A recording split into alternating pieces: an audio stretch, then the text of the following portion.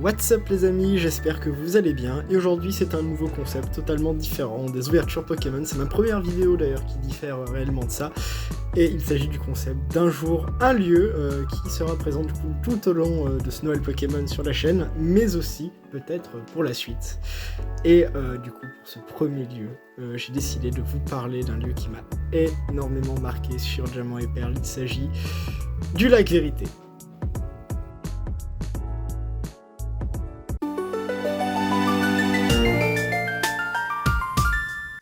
Et c'est un lieu effectivement très spécial, parce que c'est ici même que notre aventure va véritablement commencer, où nous allons avoir notre premier Pokémon. Donc après, dans Diamant et Perle, après avoir rejoint ce lac, et nous avons fait face au professeur Sorbier et son assistante qui oublie une mallette. Curieux évidemment, le joueur va décider de s'avancer, sauf qu'on va se faire attaquer par des étourmis à ce moment précis, et là, on va devoir se défendre et tirer le premier Pokémon. Moi, évidemment, j'ai choisi Tortipousse et j'avais bien fait, car ça a été mon premier Pokémon, et ça a été un Pokémon Shiny, et je l'ai su des années après. Voilà, donc c'était déjà incroyable. Voilà, un destin avec Pokémon, j'ai envie de vous dire. Mais aussi ce lac, très connu, parce que dans Platine, déjà, on va voir Helio directement dans les premières minutes du jeu, finalement. Donc chef de la Team Galaxy, et là, on pose déjà les bases, on voit où on veut en venir, hein. C'est une personne relativement froide.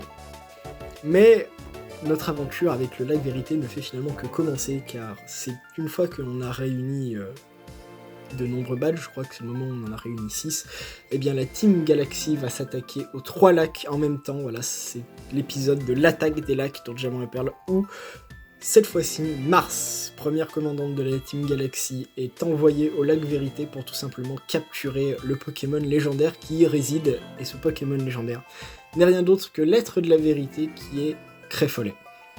Donc le joueur va devoir aller aider même l'assistante du professeur Sorbier qui est venue en personne. Ça peut être Aurore, ça peut être Luca en fonction si vous êtes une fille ou un garçon.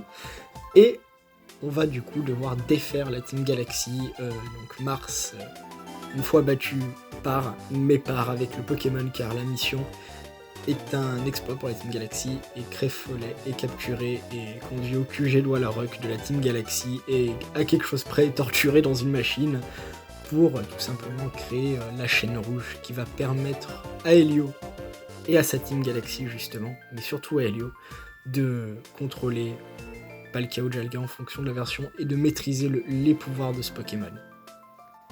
Mais une fois n'est pas coutume encore, on peut revenir à ce lac, et on peut carrément aller cette fois-ci dans la caverne après avoir gagné la Ligue Pokémon, et y découvrir le Pokémon de la vérité, donc Créfolet, qui nous attend. Mais, petit farceur qu'il est, parce qu'il aime énormément jouer ce Pokémon, il va décider de s'enfuir, et là va s'en suivre l'épisode peut-être le plus cauchemardesque, en tout cas moi c'est mes pires souvenirs, pour le capturer. Donc on avait la Pokémontre qui nous permettait de savoir où est-ce qu'il était. C'était des Pokémon fuyards. Et en fait, il fallait le découvrir dans des autres herbes. Donc en gros, on pouvait lancer le Pokéball limite toutes les 3 minutes, hein, le temps de le retrouver, de tomber sur le Pokémon et le capturer. Et c'est comme ça que ça commençait, sauf qu'il a un taux de capture de 3, c'est-à-dire un plus faible taux de capture du jeu, c'est-à-dire un cauchemar absolu, c'est-à-dire c'est un véritable légendaire. À côté, capturer un Zekrom ou un Reshiram, c'est très facile. Très très facile.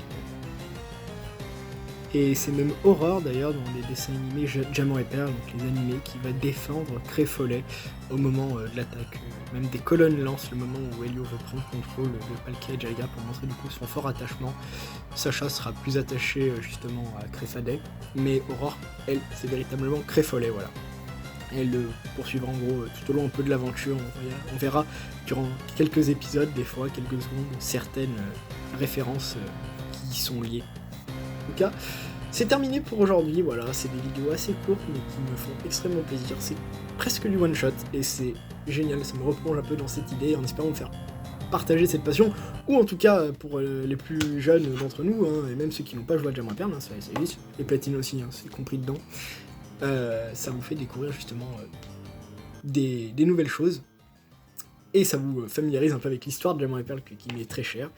Et en espérant du coup que cette vidéo vous aura plu, et il y en aura d'autres, hein, ça arrive effectivement très très vite.